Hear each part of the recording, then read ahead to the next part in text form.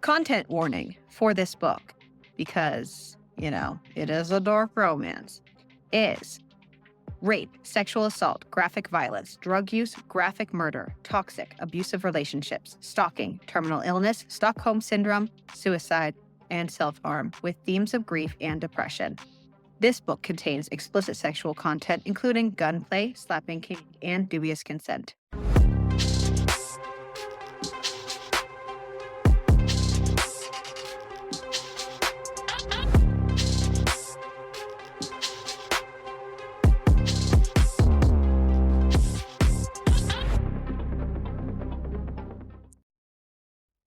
New month, new chaos. We're midway through the month. Nope, we're ending the month. Just kidding. Yeah. What a way to end February. 2025. We really, can we keep track of anything? No.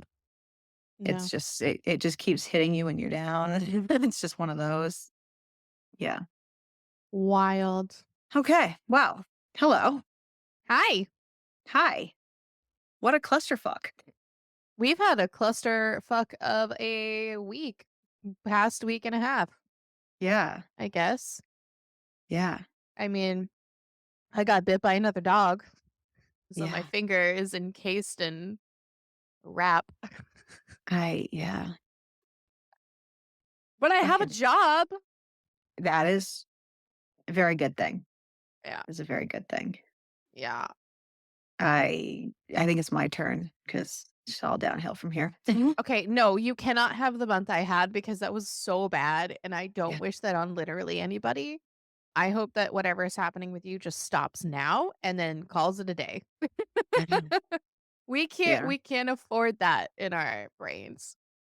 Yeah. Yeah. So other than that, just hanging in there. yeah, Just hanging in there. barely. Yeah. Yeah. Yeah. But we read a book. We did read a book. Yeah. It was We a really did. big book. Okay, I love me a big book, okay? I love me a chunky boy, but I this book could have been Sometimes longer. Just kidding. sometimes I don't size appreciate matters, and I sometimes it can be too big. I don't appreciate when a book feels too big. You know what I mean? This is like the epitome of too big and you don't know how to use it. Too big. So you're just kind of all stabby around and it's just not pleasant. And it's uncomfortable for everybody, Yeah. and then you're like, "Ugh, but All this is involved. too big now." Like, normally, this is Yes. not the book to be a size queen with, okay? No.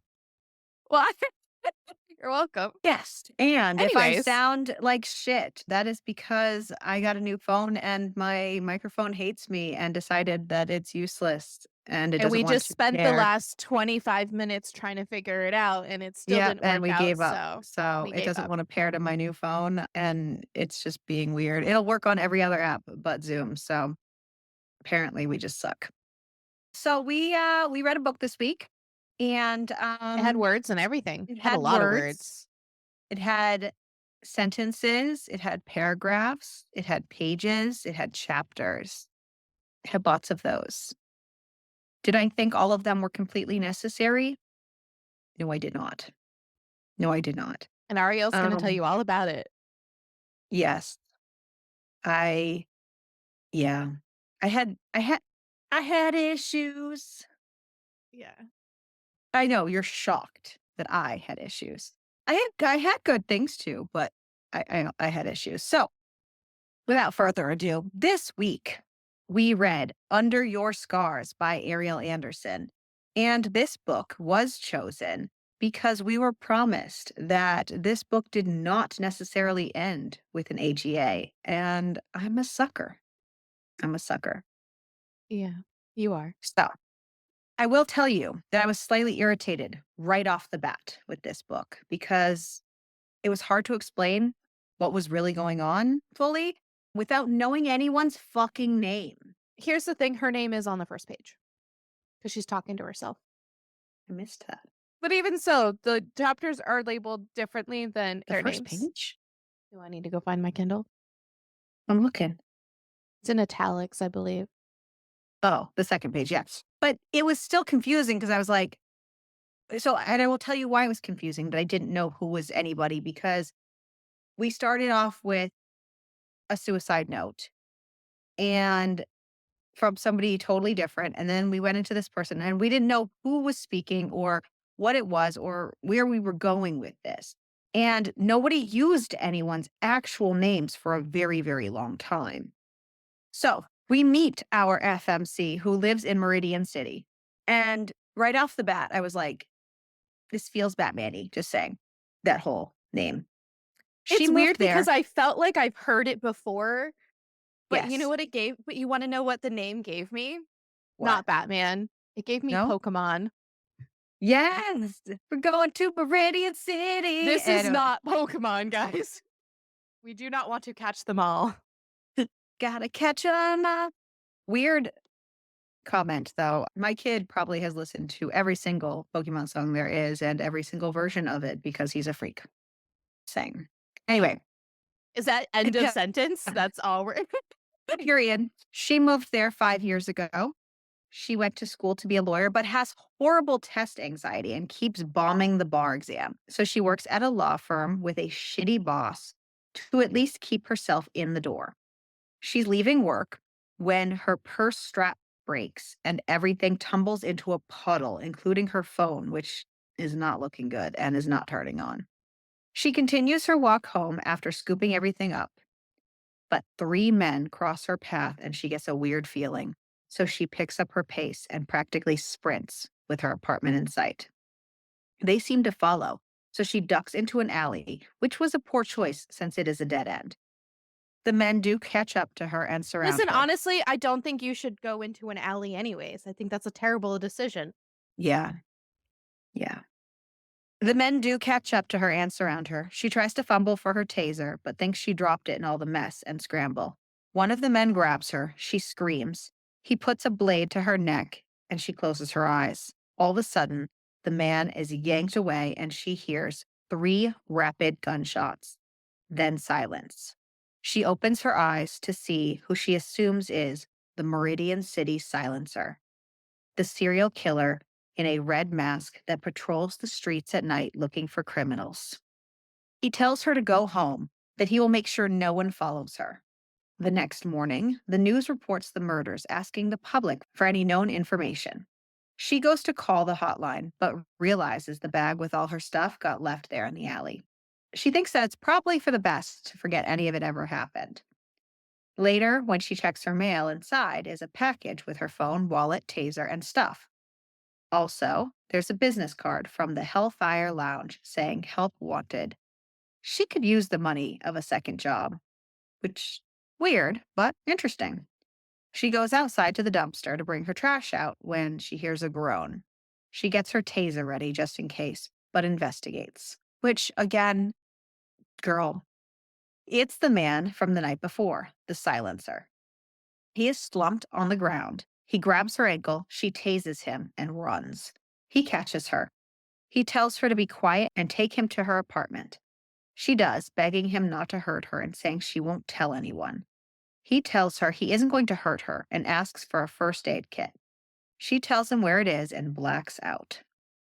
When she wakes up, she's tucked into her bed and the man is slumped sleeping against the wall with first aid supplies around him, a large gash going down his bicep that looks haphazardly stitched.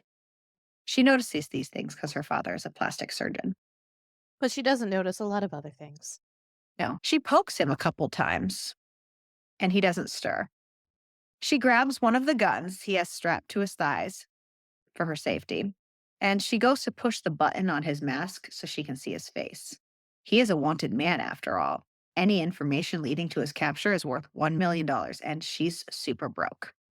The second she touches the mask, though, his eyes fly open and he lunges, grabbing her wrists and landing on top of her, straddling her, caging her limbs to the floor. He kicks away the gun she took and covers her mouth and puts a knife to her throat. He takes three deep breaths and then lowers the knife and puts it back and the gun. He says he's going to let her go, but if she screams, he's going to have to tape her mouth. She nods. He lets her go and stands. He asks her if she's told anyone about him. She shakes her head. He tells her if she's lying, he will find out. She insists she didn't and that her phone is broken, even if she wanted to. He asks her where she works. And when she tells him, he tells her she shouldn't just tell anyone facts about herself. Hello? He's not He's wrong. got a point. Yeah, I know. He's got a lot Was of good was like points. baiting her almost. He was, but it's just he's got some good points. Yes. He asks if she likes working there. She says it's just a foot in the door, that her boss, Neil, is awful, but working for him looks good on a resume. He asks Neil Hayden and says to say the word and he will take care of him. She says, no, don't do that. He tells her that she's no fun. He made me giggle so much because I'm like, you're just unhinged, Yeah. but like in the best I, possible way. yeah, I enjoyed that, the silencer side of him, his little unhingedness. Yes. He asks why she tried to take off his mask. She carefully tells him that she just wanted to see who saved her. Not, I wanted to turn you into the cops. He tells her that she has it backwards, as he calls her angel, and then he leaves. When our FMC goes back to work on Monday, there's a very large vase of flowers on her desk. The note says, "For my angel." Her boss, Neil, starts yelling her name, making a beeline for her desk. He wants to know why she didn't answer her phone all weekend, as he wanted her to come in and work. She apologizes and tells him that it broke. He says that that doesn't work for him, that she's fired and to go to HR. She packs up her desk and tries to make it to the elevator before the tears fall when she runs into the CEO, Christian Reeves. Also, apparently the richest man on the planet. Also, apparently Batman, because duh, that's apparently what this book is about. Apparently, this is a Batman story and they didn't tell us. She apologizes. He compliments her flowers using her name, gesturing to the card. Her name is Elena, guys. Elena. This would have been nice 40 pages ago. Just saying.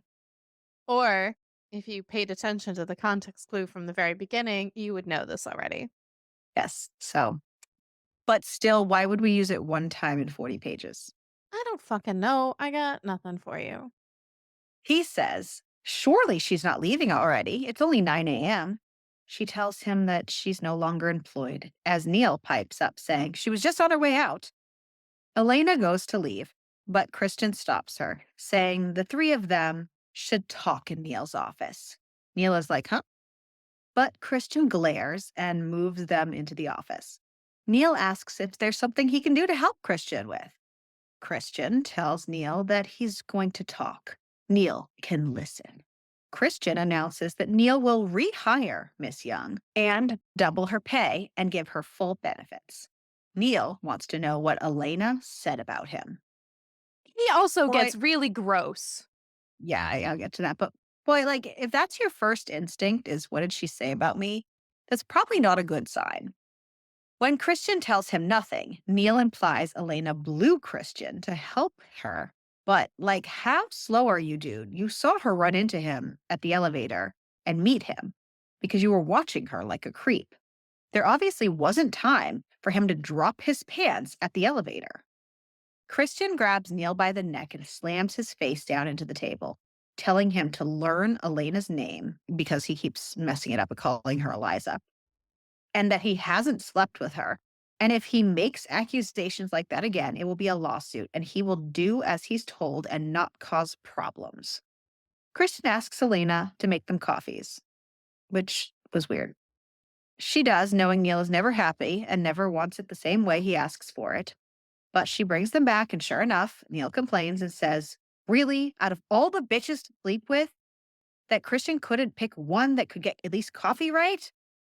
Elena has had enough. That is the wrong thing to say, sir. Yeah. She says it's because he changes it just to mess with her and says she knows she's fired. She's beyond sick of him and she turns to leave. Christian grabs her wrist and says, no, Elena's not fired. Neil is. Neil says that her pussy can't be that good.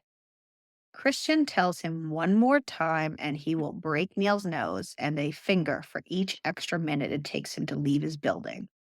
Neil laughs. Christian takes out a pocket watch and hands it to Elena, telling her to let him know every time the second hand passes the 12. Christian counts them off 1, 2. Neil says he can't do this. Christian says he can do what he wants. 3. Neil finally leaves. Christian tells her he wasn't going to break anything. Elena doesn't believe him and scrambles back to her desk. When she gets home from that crazy day, she finds a new phone on her kitchen counter with a note saying, "Stay safe, Angel." She doesn't want to use it, but she was already worried about making rent. She remembers the business card. She walks to the club and asks about the bartending job, even though the vibes aren't great. The man in charge says she can start the next evening. The next night, she realizes her vibes were right as she's told to show as much skin as possible and that people will tend to touch her, but that it's okay and that the tips are good. She does get good tips, which is why she stays and works every night after. By the time Friday rolls around, she's exhausted, but there and then she spots Christian in a group of men at one of the tables. He's with the boss. One of the girls tells her that if the boss ever asks her to go downstairs, to run and never come back, all Scar style. Run, run, and never return. Elena can't procrastinate anymore and goes over to Christian's table to see if they're all set. Christian asks her name. She tells him, and then he tells her to dance with him. He asks why she's there and since when. She tells him about her phone and needing the extra cash. He asks her if her raise wasn't enough. She says it was and asks him to not fire her, that she's going to save to move home. He asks her what would it take for her to stay in Meridian City. In Meridian City. She asks if the boss, Frank, is his friend. He says no, that Frank was just trying to make a deal or something. Christian asks if she's afraid of Frank, and Elena tells him about what the girl said. Christian tucks a band of money in her shirt and says, "Until next time." When she gets home, she counts out the $1,000 that he put in there and stashes it away and takes a shower. When she's done, she opens her closet to find the silencer. She says, "Doesn't he have murdering to do or something? Geez, freaking hiding my closet." He says that she looked cozy with Christian Reeves at the club and asks why she's working there. She says she needs to buy a phone. He says he bought her one. She says she's not using that and tells him to leave. He says he hasn't gotten a thank you for saving her or returning her stuff. She can thank him with her mouth or just dropping the towel. She drops the towel and says, "Now get out." He says he's going to make her want him as bad as he does, and then he climbs out the window. The next morning, she buys a new phone and calls the police. They put her on hold for 2 hours and then they hang up. Monday at work, Elena runs into Christian again. He asks her for her help arranging an outing to the orphanage that he funds to make sure everything is still running legally above board and all that. He says that since she no longer has an attorney to assist, he would like to make Elena his personal secretary. Elena says that she would like to actually stay in the legal department as she hopes to become an attorney there. He accepts this on the condition that she quit her job at the Hellfire Lounge. Knowing that place is way shadier than she expected, Elena says she will. Christian tells her to plan the orphanage visit for within the next week or two. Then he asks Elena to dinner. She says she can't, that there's a clause in her contract, apparently, to not to associate with him outside the building, which is kind of hilarious. So He says funny. that she can be the exception. She declines. Christian gives her a quick kiss and says, "How about now?" Then he legit kisses her until Elena tells him to stop and says no, that she can't go. By the time she gets back to her desk, she has an email from him telling her that he will be in the lobby at 5 if she changes her mind. She stays at her desk until 7. Her masked new buddy makes an appearance at her window that night and lets himself in despite her protests. He lays in her bed beside her and asks about her day, says that he will stop breaking in if she tells him. Elena tells him how Christian Reeves asked her to dinner, how he kissed her, which is weird and confusing because she clearly is not his type. He says she doesn't know what his type is. He clearly has money that could give her everything, treat her like a queen, like she deserves. Elena tells her intruder that he only says that because she saved him. He tells her that's why she's his angel. Elena says she thought he might be mad that she kissed another man. After all, he did tell her she would think of him when she touched herself, but she thought of Christian Reeves instead. He tells her it sounds like she needs to be taught a lesson and smacks her ass. He plunks a bracelet on her chest and tells her that it's in case she ever needs help, to click the charm 5 times and it will alert him to her location. She asks why he cares. He I says mean, because she's important to him. He says until next time and leaves. Elena's next shift at Hellfire has the boss, Frank, pulling her aside, leading her to the elevator. He tells her he wants her to be his personal bartender for the evening. She tells him she doesn't think the job is working out for her anymore. He chuckles and presses the button to bring her up where his friends are waiting. At least it's not down. They ask for drinks. She serves. Frank all of a sudden slaps a collar around her neck attached to a leash and then tells her that she made his drink wrong. He cuts her clothes off and tells her to fix it. She that works like through it escalated. out of fucking nowhere. Like, I So get did he's this bad dude, but like still. I feel like all of these situations escalated out of nowhere because so did Christian randomly asking her for dinner and she's saying, "Oh, you're my boss," kind of thing. And then he just like kissing her. Like it was just Yeah. a lot of it was just escalating. Like, okay, calm down. You need to calm down. You're being too loud. She works through it, which girl, why? For real, why? And makes it to the end of her shift and goes downstairs, still naked, and lets out the sobs. Kate, who is kind of the person who's showing her the ropes there and kind of her like in between boss, like next her up, Like gives her, Kate. did you finish the book? Currently in this moment, I Oh. liked Kate.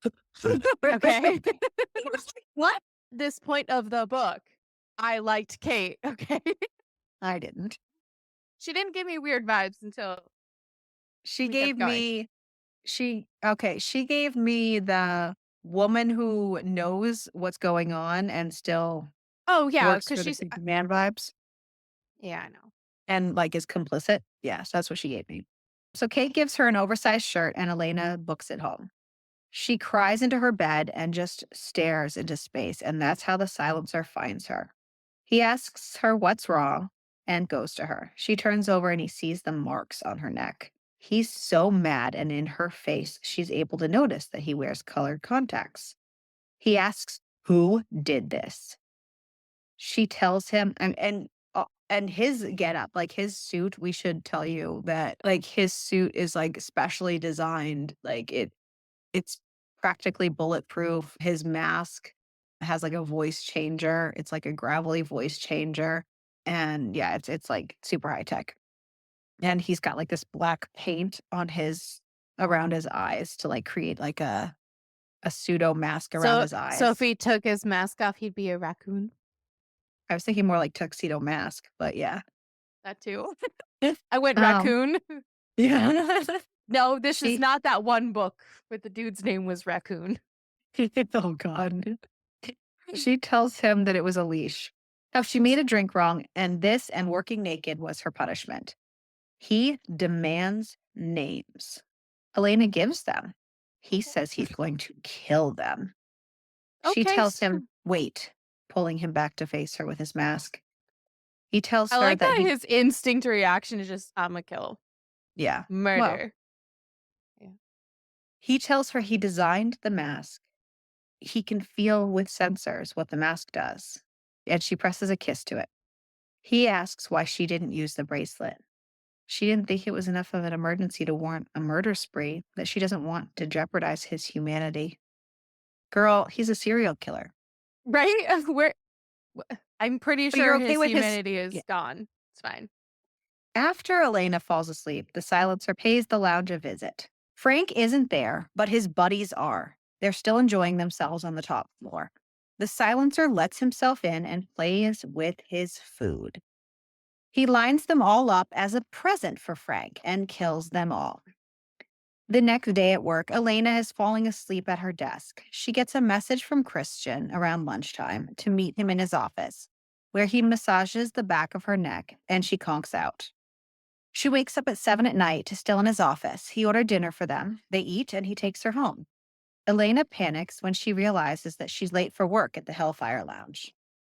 But Christian says that he took care of it and Kate is covering for her, even though she was supposed to quit. Elena says she's trying. Christian kisses her in the car and things start to escalate before she shuts them down. She says the orphanage visit is the next day and she leaves. Elena rides with Christian to the orphanage. He tries to make car conversation and asks her if she could go back in time, what would she change? She tells him in 1989, her father's first family, his wife and twins, were murdered, and she would erase that pain for him, even if it would change her life. He tells her about his change, how also in 1989, his parents were murdered in front of him. The orphanage is named after them. The orphanage is huge, like a little mini city as a campus. They end their visit with the kids having a bowling tournament. Christian bets Elena a date that he can beat her. If she wins, she gets an office like his. She wins, much to his surprise. And Elena's next shift at Hellfire has the silencer waiting for her near the entrance. He wants her to help him get information to shut the place down. He tells her that he killed Frank's friends, but he needs to take Frank a different way. She says that he better not harm Christian if he gets jealous. He says he won't, and that she needs to stop lying about not wanting him, the silencer. How it wasn't a coincidence that she found him that night. He was watching her, and he stabbed himself in the arm and waited for her when she was coming out the door.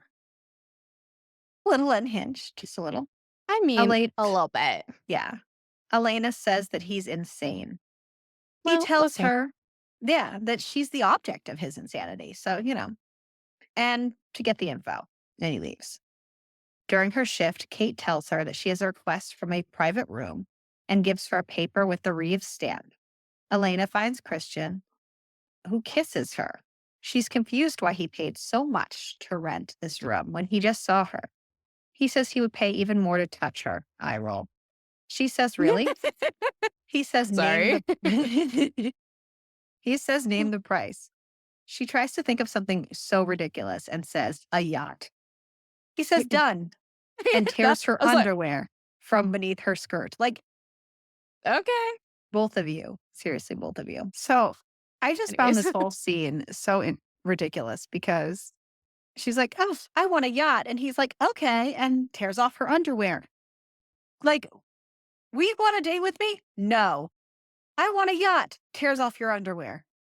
Bitch, breathe. And I then mean, fingers her. And then he pulls off her skirt, lays her down so he can spell his name with his tongue on her clit. And then he takes himself out and he fucks her. This just escalated so fast and was so weird.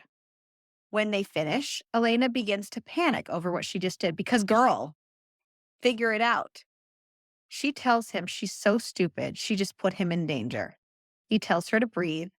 She tells him that the Meridian City silencer is her stalker, that he has already killed 8 people for touching her. Christian tells her that he's not scared of the silencer.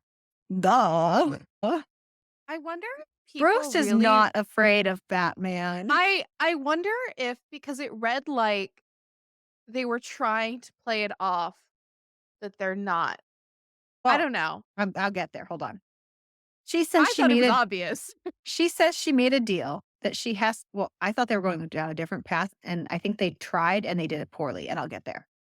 She says she made which sep she says she made a deal that she has to get information about Frank, and he said that he will not hurt Christian.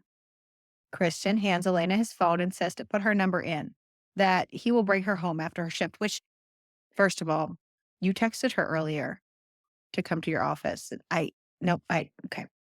Anywho, he asks her to go steady. All of a sudden, now they're dating because she says yes. So lamely too, and he says go steady, and I'm like, bro. She Yeah. even calls him out like, what is this? Okay. So this part of the book is where I start to worry about our MMC's mental stability because it has been pretty clear that Christopher slash the silencer has the same wounds, is the same person, blah, blah, blah. We as the reader are very clear that these people are the same person. Unless you're in denial. But in the silencer's point of view, he starts being jealous of Christian and how he doesn't deserve Elena. So at this point, I'm starting to wonder if he just doesn't know what he does at night, if it's starting to be like a DID situation from his trauma, from witnessing the murders, all that stuff. And as we progress through the book, I truly think that that is the direction they tried to go in, but they didn't do it well. No, it honestly so it came across to me as though they were trying to confuse the reader to question whether or not they're like, "Oh, maybe it isn't the same person." Like, Well, maybe no, it because is. even towards when he was confessing, like, no, and saying like they are separate people, like it, it, it read like this is what you wanted, but you're too afraid to commit to having your book be about a mental disorder and actually Mhm. explaining it and actually having it be about For me this. for me in the beginning, it felt like they were trying to do it as Like, a like a surprise. twist, Yeah. like, "Oh, you think Oh, it's see, no, you I think felt they're the like it same was like people, this but kind guess of what? They're situation. not this." It felt like Gotcha. it was more of a, "Oh, you think it's the same person? No, it's a different person. Just kidding." Like, kind of See, one I of felt those it was like this situations. because then it kept going like this. You know Well, what I so mean? then but so for me, it started the way that I said it, and then it turned into Yeah. the, "Oh, this man is But that is, I severely think, mentally ill." probably my main problem with this book is if that is what's going on, commit to it and make that what's going on. But they tiptoed around it the whole time and never fully committed that it Mhm. just fell apart for me. Yeah. And that's my frustration. Gotcha. Oh, good. Spoiler alert. So we do learn, though, that it was Christian's father who murdered Elena's father's first family, but only as the reader because we have all the information. The police reports are redacted and our MMC is going through them. So we, like I said, we know more that they do, but they would know if they allowed their personalities to talk to each other. But again, Which personality? skating around. Okay. Elena does get her new office. Christian rearranged his floor and created a shared office space with her, which is wild for the whole building. They break in the new office because apparently he's the boss, so he can do what he wants, except he does slip up and call her Angel while fucking her, which makes her pause, but then his dick distracts her, which She again, got no, I, dick it's like, dumb. yeah, But here's the thing too, is it just like it paints her as being so dumb. Like, yep, it's so obvious. yeah. It's so obvious. They spend quite a bit of the week with his dick distracting her. He sends her shopping for a dress to wear so he can take her out to dinner, and then he picks her up for the evening. When they get to the restaurant, the other guests have already arrived, including the mayor. They're having a nice dinner, even though Elena feels out of her element.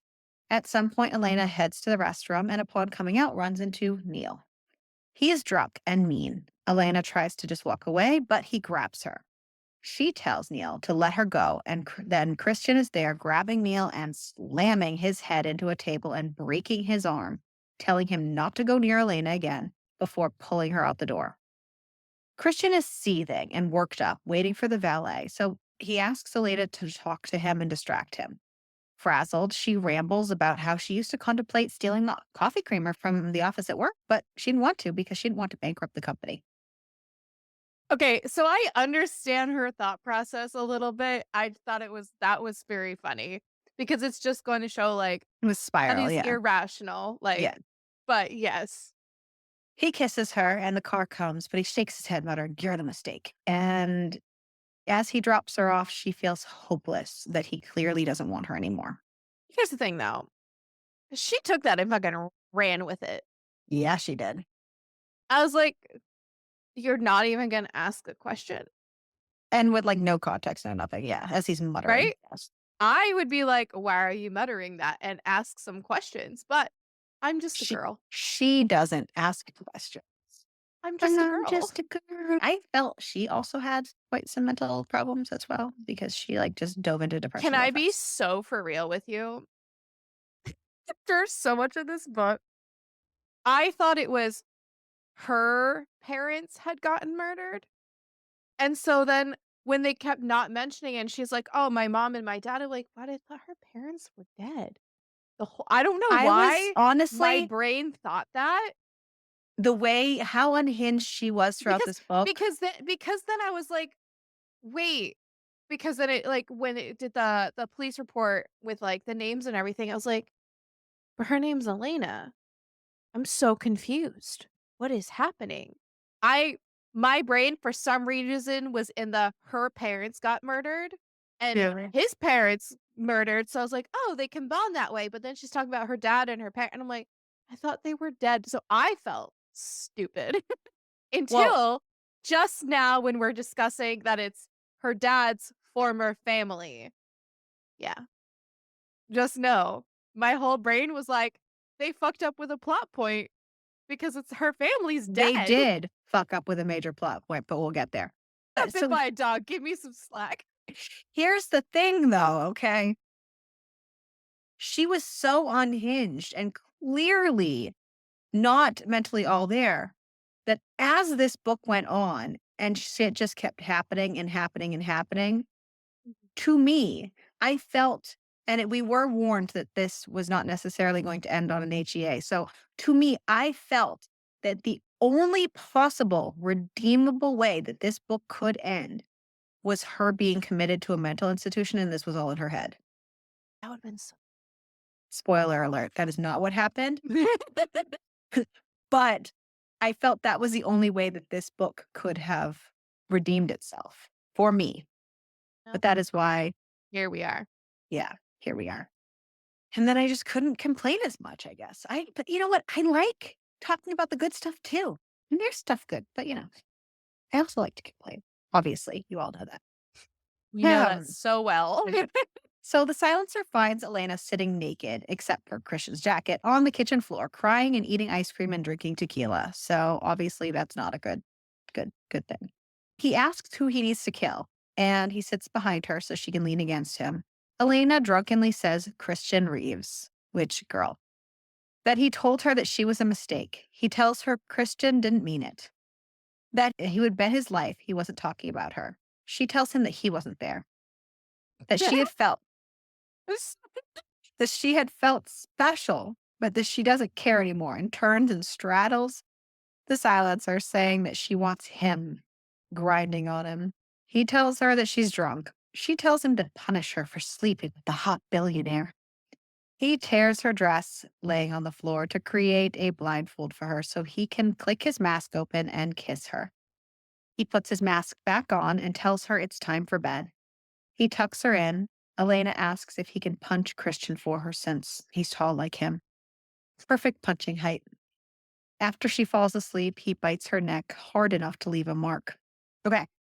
So I do want to say, again, she's really portrayed really dumb because she covers it up at the Hellfire Lounge going forward. I'm skipping ahead for a second.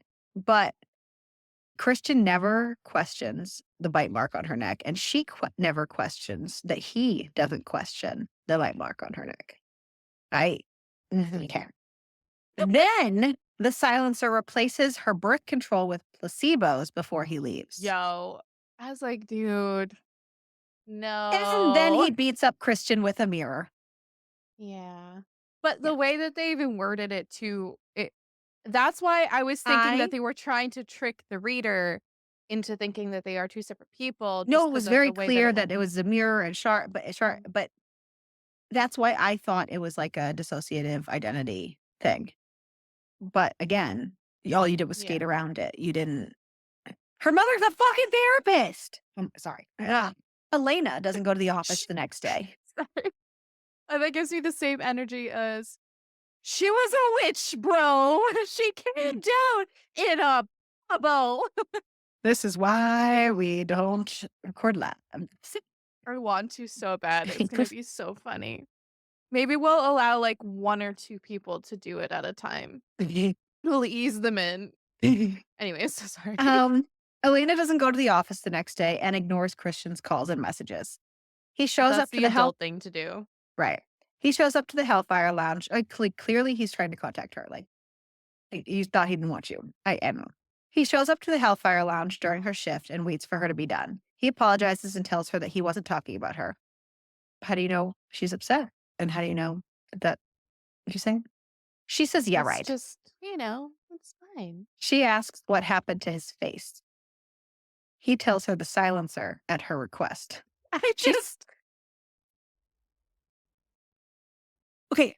Let me be clear. I wouldn't laugh this much about this if the author had done their job about like the actual like diagnosing him and having him actually have a mental disorder in this book, and like it wouldn't be as funny. Like it would be legitimate. But with the way they portrayed it was funny because it was just a mess. continue. She's confused because she doesn't remember much after the tequila He's started. confused. I'm confused. Sorry. I'm done. When I'm the gonna mute gravity myself. dawns on her, she's distraught. He tells her he will keep them safe, and he takes her back to his enormous house instead of hers. The next day, Christian takes her back to the orphanage to do interviews for a position there. There's a little girl named Caroline that lives there, and she followed them around the first visit too, asking if Elena She's was his so wife, cute. and she's back and in their face again, wanting to hang out with them. And but this time she asks Elena if she will be her mommy and adopt her.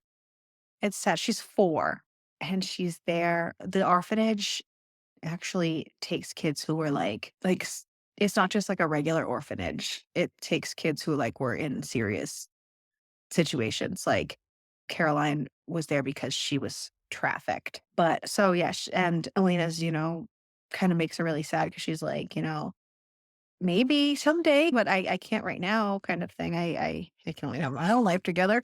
But she gives Christian a little spider ring to give to Elena and tells her, you need to marry her already. It was really cute.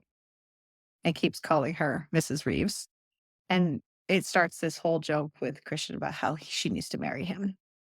But on the way back, It's not Christian, really a joke. no, but she thinks, yeah. On the way back, Christian asks her opinion if he were to consider fostering Caroline. Maybe they could do it together. She asks to think about it. Back at work, Christian asks Elena if she has her passport. He's going to Greece and wants her to go with him.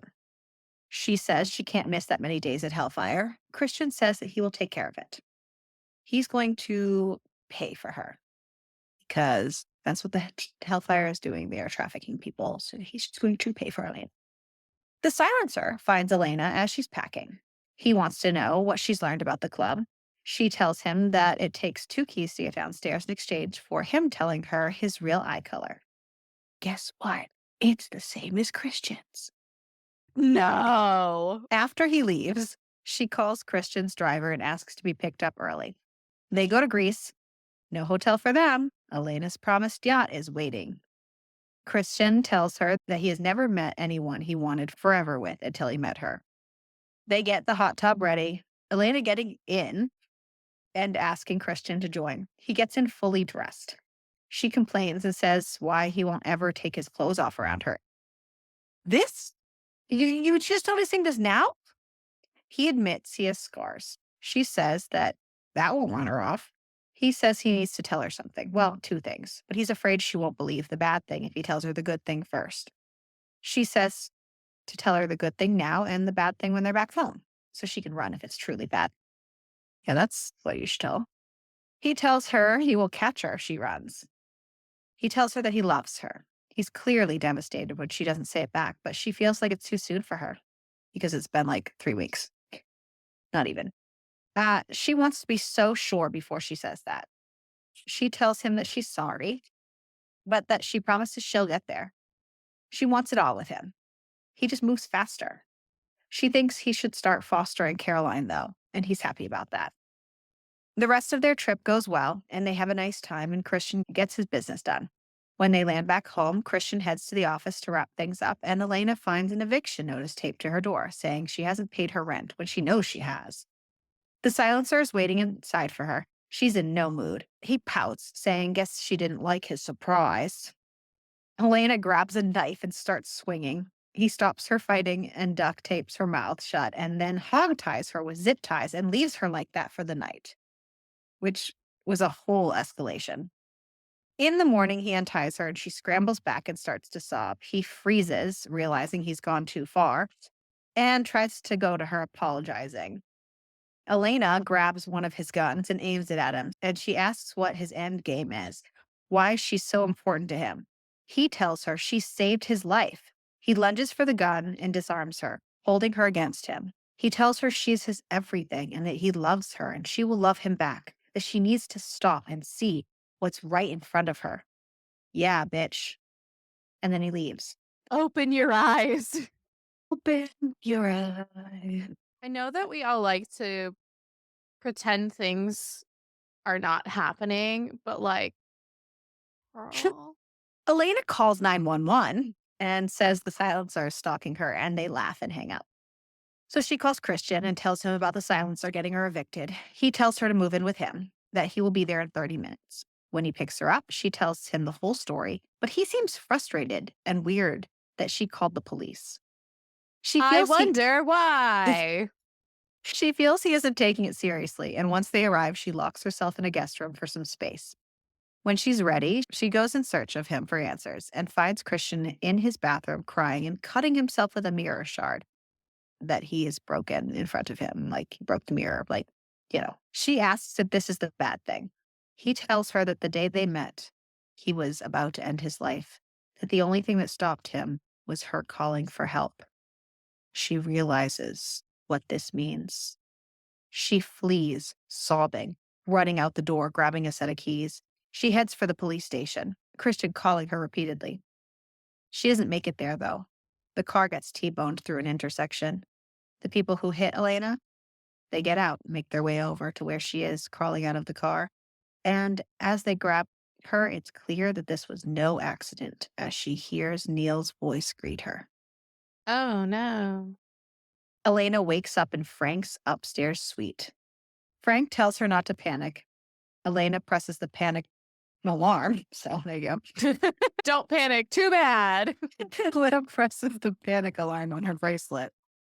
Frank wants to know what's so special about her that has Kristen Reeves dishing out major cash to clear her of the place and also has the silencer willing to cross Frank. Neil sits down next to them. Frank explains how Neil came to him with a proposition. Neil will get his life back, and Frank will have the silencer on his side, all with Elena as the bargaining chip. Frank asks her who the silencer is. She tells him she doesn't know. He says good. He will enjoy fucking it out of her. Frank and Neil take turns raping her while the other holds her down. Again. Christian's bodyguard slash driver slash one-man band, who's been with him his whole life, One man his band. Yeah, I think Gavin, it's Gavin. finds Christian wallowing in self-pity and tells him that the car was in an accident, but the scanner details are vague and there have been no ambulance calls. Christian rushes to the scene. The officers tell him that there were no occupants in either vehicle when they arrived. Then Elena's panic alarm goes off on his phone. Christian goes and gets suited up and heads for Elena's dot at the Hellfire Lounge. He walks in the front door, slitting throats, guns blazing. I mean, this is the kind of burn the world energy that we look for. Oh, I'm for just sure. saying. Absolutely. Just saying. He This gave off a lot of those good energies that I loved. this scene almost made up for a lot of shit. This scene was where it was at. After enough bodies drop, Kate calls to him and gives him a key card off a bouncer's body and tells him to hurry, that they took her friend Elena downstairs. He tells her that he will get her back. He gets through the door to see a whole different vibe. On a big stage behind glass is Elena crumpled to the floor with a sign saying, bidding starting soon. Christian starts shooting, taking out all the guests. The glass is bulletproof and he can't break it to get in. Then he hears Frank laughing as Frank steps out behind a curtain behind Elena. Frank unzips his pants, laughing at the silencer as he rapes Elena in front of him as the silencer goes ballistic, trying to get in through the glass. Christian screams at him, asking what he wants. Frank punches Elena and kicks her, and then Neil comes out and unzips his pants. Christian takes out an emergency vial he got on the dark web, because that's where we're escalating to now, apparently. And he takes it because Batman's about to go all Red Hulk. Just saying. So he hulks out and he grabs an axe from the wall and he hammers that glass until it breaks. And then he shoots Neil in both knees as Frank runs behind the curtain. Christian gets Kate to bring Elena to the hospital and then carves up Neil. Christian couldn't find Frank in the club, so he blows it up just to make sure. Burns it to the ground. Christian makes it to the hospital to find Elena in full breakdown. She's still in the ER, cowering in a corner, screaming for him. She lunges for him the second she sees him. He tells the room to clear out.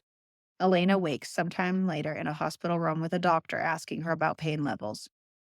After the doctor leaves, Elena asks about Frank and Neil. Christian tells her Neil is dead and suffered, but he's still hunting Frank, that he will pay. Elena's parents arrive. Her dad wonders if he and Christian have met before, but Christian says he doesn't think so. Her father even resutures up freaking her stitches because he's a freak. Her father, who's not dead. Right. Christian offers them to stay at his house while they're there. Elena asks them for a minute alone with Christian. She tells him how she was going to the police station, that she feels like he manipulated her and their relationship the whole time. Christian tries to tell her that wasn't his intent, that the silencer was jealous, and he can't escape him. She says he talks like they're separate people. Christian says they are.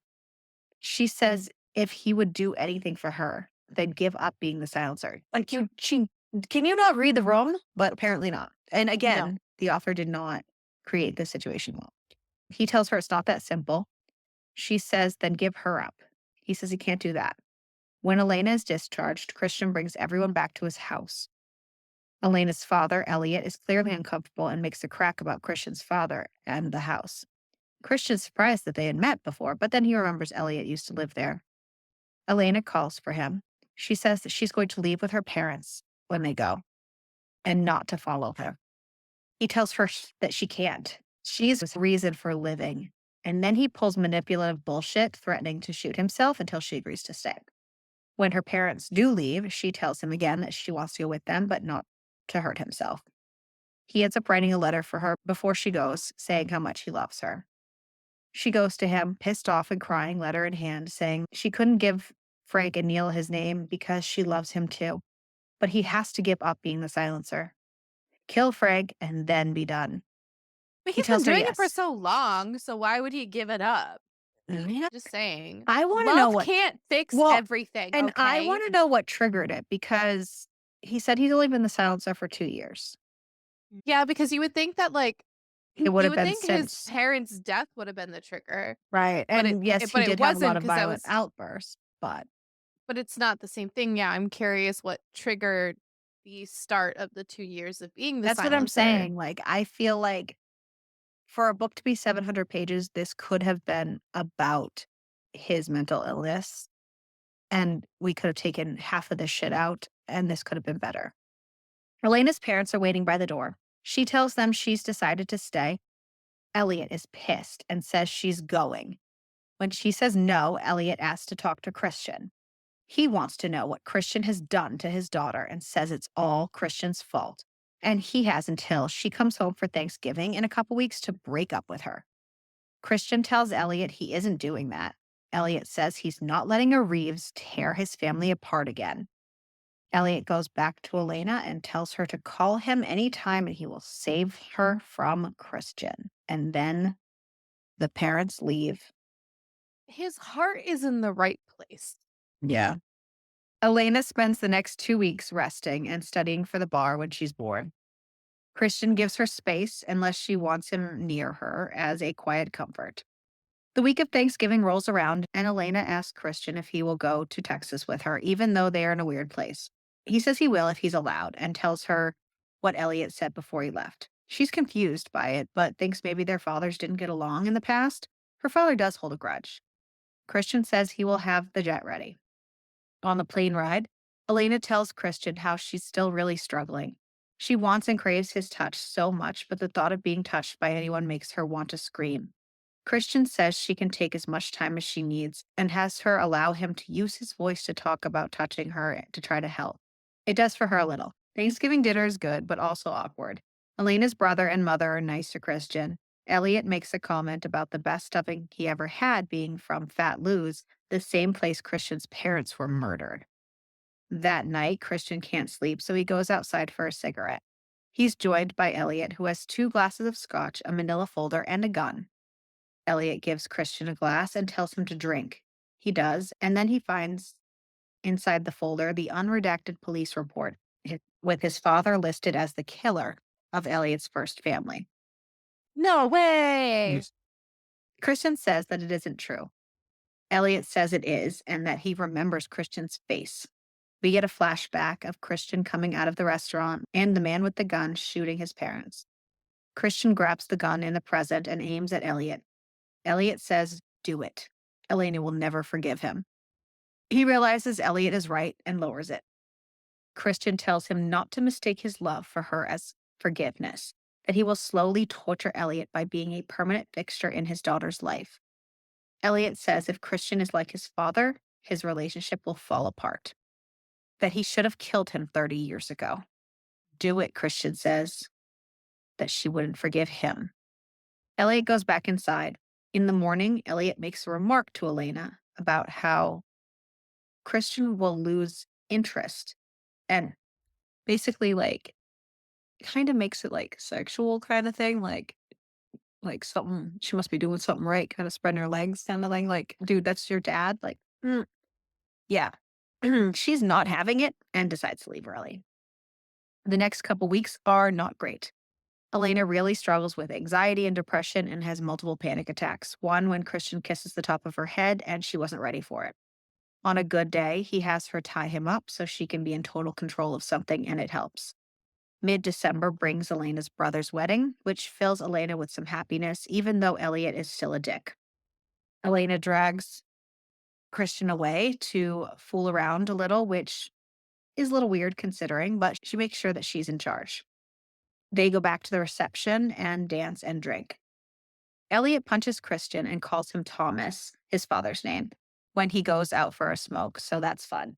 Christian tried to get Elena to marry him while they were there, and that there was already an officiant, but she said to be patient and ask her properly. So when Christmas rolls around, Elena surprises him in a white dress and tells Christian to ask her.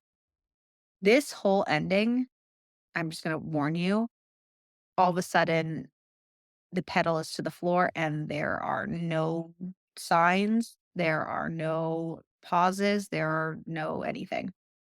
This is the opposite of the Exile song where she said, "I gave so many signs." This is the opposite of the rest of the book, where it just went everything. And this is just like, whoa, everything's spoop. Christian does ask her to marry him. She says yes. She even got him a ring too. But Elena still has nightmares. And she goes through a bad cycle of it. So Christian goes to retrieve some meds for her in the middle of the night. Of course, 2 idiots are robbing the same pharmacy. He tries to let them both just get what they want and go their separate ways, but one gets greedy, so he takes care of them. Somewhere in this, they get married, but don't tell us because all of a sudden they're in court as a married couple, petitioning to adopt Caroline from the orphanage. Guess we're not even going to foster her like originally planned. We're just going straight to adopting. Christian obviously greased palms and it went through. Sometime later, who knows now because this whole ending is just ambiguous. It's weird Um, because it's, like, rushed when the whole rest of the book was not, right. It and was like, it's whoop, so unfortunate because I've read so many of those books where, like, the whole book had really good pacing. Well, we had a lot of extra shit, but, like, there's so much the pacing, and then pacing at the wasn't end, it's like, super trash "Shit, let me until finish the book." right, until this Yeah. part. Yeah. Or episodes where we shove everything in at the end. We have done that I multiple know. times. Hey, but we're not authors, okay? We don't write anything. We make no money. So at some point, Elena confronts Christian about a news article of the silencer striking. He swears up and down that it wasn't him. and he heads to the office to get some air and some space. Some space, not air, because he's inside a building. So, I mean, maybe he wants just different office air. I don't yeah, know. he I don't heads to know the his office to life. get some space and walks off the elevator to two dead bodies dressed up to resemble his parents with their names on them. Elena finds him outside with police and the crowd when another couple emerges, stumbling towards Christian, bleeding with red tape over their mouths, which is the silencer signature. And then a sniper shoots them and then shoots Christian. 8 days, but really nine because it said on the eighth day that they would do it in the morning. But then they still keep saying 8 days. So who the fuck knows? Um, Later, the doctor goes to pull the plug on Christian, but somehow Christian miraculously wakes up at that exact moment and fully functioning. No, like, slow wake up. You know, Queens. No medical or trauma in any of this book. Once he's healed enough, they finally have sex for the first time since her kidnapping after arguing when Elena runs into Kate about how Christian thinks that she might not be a safe choice. Elena's parents come for a visit to help with Caroline, and her dad actually shows up after ghosting Elena since the brothers' wedding. Kate does contact Elena again and tells them where Frank is hiding. Christian doesn't trust her, but also doesn't want to pass up the opportunity, so he heads off to suit up to investigate. Suda, Elena, suit up. Hmm. we get Elena had this. Elena had dinner with her mom and Caroline when she hears a gunshot in the entryway. She presses her panic button and gives Caroline the bracelet, telling her to play hide and seek in the cabinet until Daddy finds her. And then Gavin comes to investigate and he goes into the entryway and gets shot. Then a man is there dressed as a silencer, not her silencer, telling her to come with him or he will kill everyone else in the house. Christian races back to the house to the panic alarm so fast he forgets that he still has his silencer getup on. Gavin, who's bleeding from the shooting, and Elena's mom were like, "What the fuck?" Christian demands to know where his girls are. He finds Caroline, but Elena was taken. Elena's mom takes Caroline, and then Christian shoots Gavin for not protecting Elena and letting her go. Even though they just made a huge deal about how he has a brand new baby and all this stuff. And like, what was the point of all that? He's not It's just thinking. He shock is very factor. I know, mentally but unwell. right. But that's why you need to lean into it. You need to be like, Yeah. Elena wakes in a motel room where the fake silencer brings her a present in good faith, a tied up Frank, and a gun with one bullet. She fires it into the wall, not wanting to kill anyone, but knowing Frank will get his due. Except Frank eventually chews out of his restraints and attacks her, forcing her to defend herself until the fake silencer comes and shoots Frank. Elena lurches herself on top of the fake silencer and claws and fights her way out of the room, biting, clawing, wrestling until they crash into a dresser and she stabs him repeatedly in the gut with a shard of glass. And he says that he will protect her from him. He promises. And she runs home to a distraught Christian. Later that night, her father shows up. Apparently, he hasn't really been around since she went missing, which Christian's like, what the fuck? Which, oh, shock, everyone, tells her that he's dying of cancer. Elena, sick over the thought of being a killer, tells Christian all about the stabbing of the fake silencer. Christian goes to get ready to take care of the bodies. Elliot finds his wife in the kitchen as the fake silencer. And then he fucking kills her because she was nice to Christian and all that. And doesn't think he's a bad guy. Christian was still suiting up and sees the fake silencer on the cams and races upstairs. He finds Elena's mom, and then the fake silencer starts shooting him. Lucky for his armor, but then the guy aims for Christian's head. But Elena's there, aiming a gun back, saying, "Take off the mask." She shoots him, and he falls, dislodging the mask. Elena is shocked. And then Elliot grabs his gun and says to Christian, "How's this for misery?" and shoots his daughter in the head, killing her instantly. Christian beats Elliot to death and is interrupted by 4-year-old Caroline asking Let for us not forget breakfast. the fact that there is a 4-year-old in this house. Christian tells Caroline to turn around and count to 100, and then Christian shoots himself in the head. I just And that is how this book ends. That is the the end of this. trauma that 4-year-old is gonna go through. There is a 44-page afterword in Caroline's point of view, but it's not on Kindle Unlimited, so I did not read it. I didn't read it either. So, let me just They say, weren't lying. no. They But did again, die. it still could have been a non-HEA to have her be in a mental institution because of, you know what I mean, she made all this up in her head. That would have worked for me.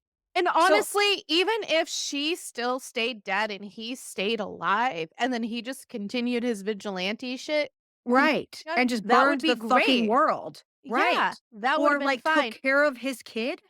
But, like, to adopt this daughter, and then the mom dies, and then he says, "Turn around, count to 100," and then kills himself. You're Yeah. traumatizing this 4-year-old for life after she already went through a whole bunch of trauma growing Let's up. don't forget she was fucking sex trafficked. Yeah, she has the She's 4. tattoo and everything to prove it. It's Yeah. wild. So here, my main issues with this book, well, are first of all, the lack of what I feel like are appropriate dealings with trauma and being upfront and plain and clear about the trauma. Not only was what I am diagnosing this man with dissociative identity disorder not done well at all, or established, or actually fed into at all well. Not only do we have that, but we also have Elena's trauma of being kidnapped and raped and all this stuff. And I know this sounds biased, but I've read enough, like, of different books like that. I'm a dark romance girly. I've read enough books that there's a right and a wrong way to have trauma healing in your book. This is not it. We have Yeah. covered books on the podcast that do much better than this. This book did not do a good job explaining feelings and all this stuff. There is an afterword at the end saying that this was a half-written manuscript, and then the author's father committed suicide, and it just changed the whole direction of the book and turned dark. And You can however, kinda tell when that switch happens, though. yeah, I felt like it was such a missed opportunity Yeah. because this book could have been a great read of trauma and where it was. And yeah, the ending was really fucked up, and that's not the ending I would have chose. But it could have been developed better in that way, and it wasn't, and that's a letdown for me. One of my biggest complaints, though, about the book, it's something funny that you're probably not going to guess, and I don't think I've read this author before, so I don't know if this is just something this author does, but the improper use of the word "come," it drove me crazy. It is pretty widely utilized in the book community of the item "come" spelled cum, but the action Mm, spelled come. interesting. Also, so Elliot's former family was killed in August of 1989, and Christian's parents were killed in September of 1989, Mhm. where Elliot was still in the throes of mania and murdered them in September of 1989. He met Beth, his now wife, well, she's dead now, but his now wife, after he murdered Christian's parents, after September of '89.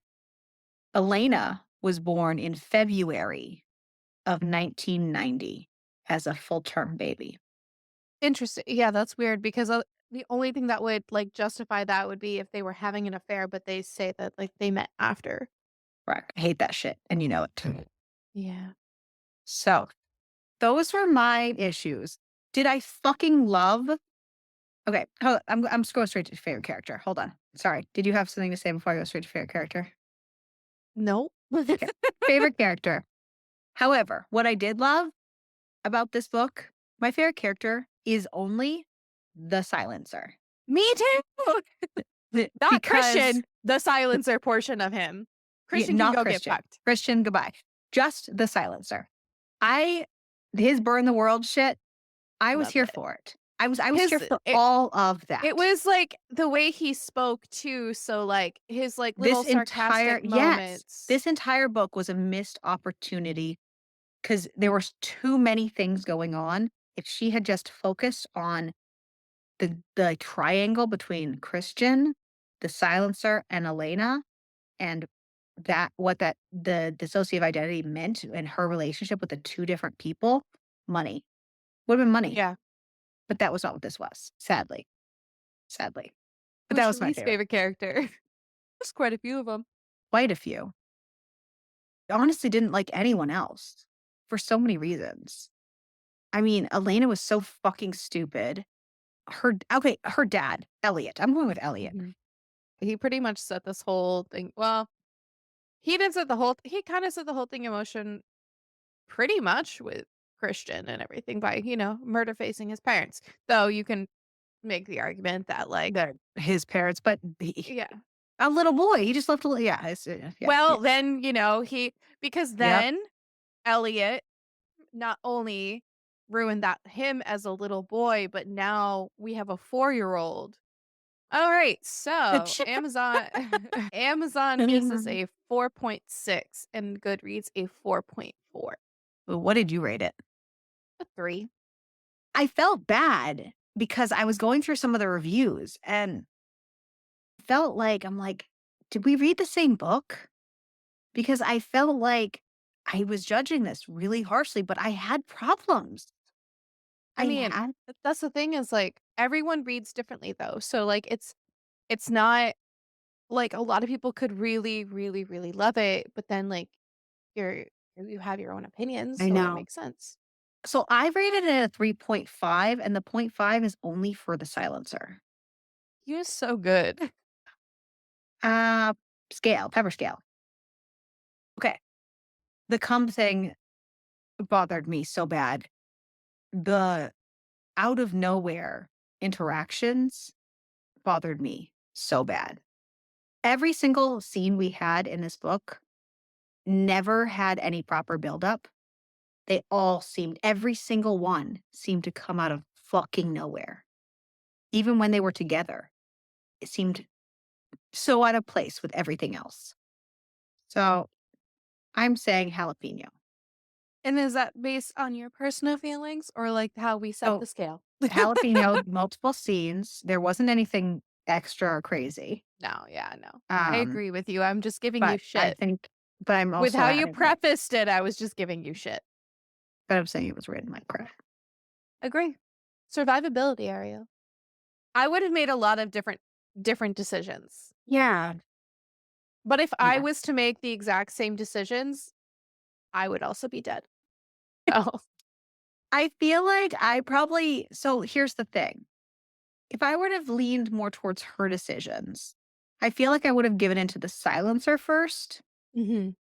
and then Same, I and might. so because if someone's gonna come up first of all, yeah, money is great, fabulous, love that for me. But, like, you're gonna flashing it around? Nah, nah, bro. So I'd be like, so I might "Mm, not be dead because the silencer would have fed that is his true." need. You know what I mean? I don't know.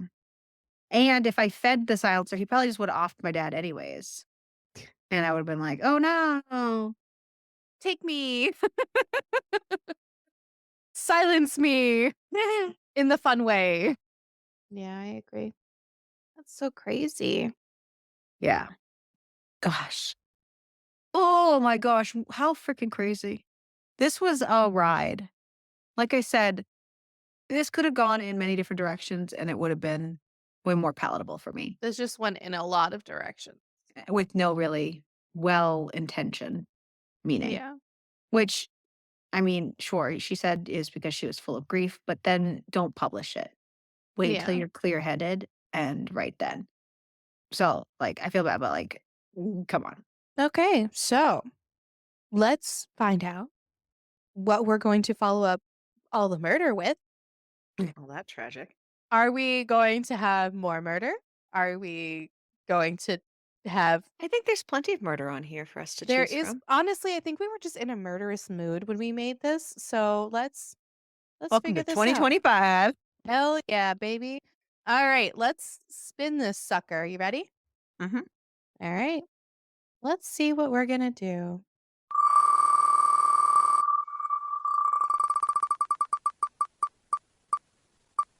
It's another you book because I don't remember this book. Oh, this is the yeah. This is my motorcycle club one, I think. So Oh, maybe March is for murder. maybe March is just for Ariel. So March is for mermaids and murder. It is for me. It's And I like, you know what? I liked this cover. That is why. yeah. That We didn't is even have why. to read it. You were like, nope, cover sounds good. So So this what one are we reading? is Wolf by Paisley Hope. And it is Gabriel Wolf, the fallen dark angel and club president of the Hounds Hell MC. His life has been infused with darkness and trauma since the day he was born, forcing more than just desensitization to violence and chaos. Yep, welcome to March. Forcing him to crave it and feel stable, secure, whole. With only a handful of people he cares about, his family, the ones that don his cut, women are just a tool, a means to an end, never to covet, only to use. Each one blending into the next. The formula he lives by is simple. Death is at your door. You are a soldier of Bedlam. Nothing more, nothing less. Until the moment a little hummingbird flies into his crosshairs, forcing him to feel something he hasn't felt for as long as he can remember. Alive.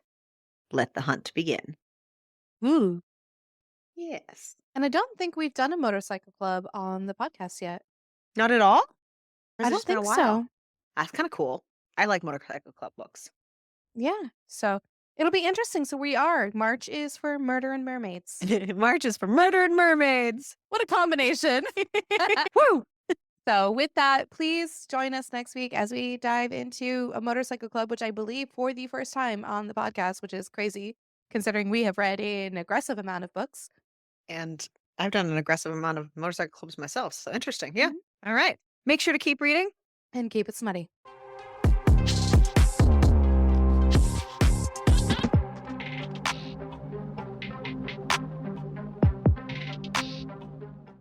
Oh, fuck. Oh, fuck.